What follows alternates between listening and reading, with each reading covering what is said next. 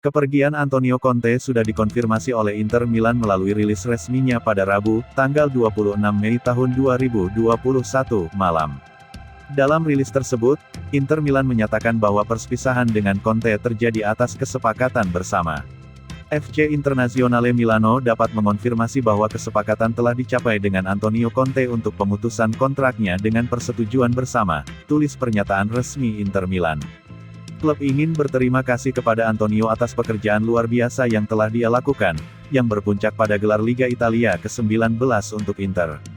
Petik 2. Antonio Conte akan selamanya menjadi bagian dari sejarah klub kami. I Nerazzurri akan membayar 7 juta euro, sekitar 121 miliar rupiah, sebagai kompensasi ke Conte yang masih memiliki sisa kontrak hingga 2022. Menurut pakar transfer asal Italia, Fabrizio Romano, perpisahan Inter Milan dan Conte terjadi karena perbedaan prinsip. Inter berencana untuk melakukan penghematan. Selain memangkas gaji pemain, mereka juga akan menjual beberapa pemain hingga terkumpul 80 juta euro, sekitar 1,3 triliun rupiah. Hal itu terpaksa dilakukan Labenia Mata untuk menyelamatkan klub dari krisis keuangan.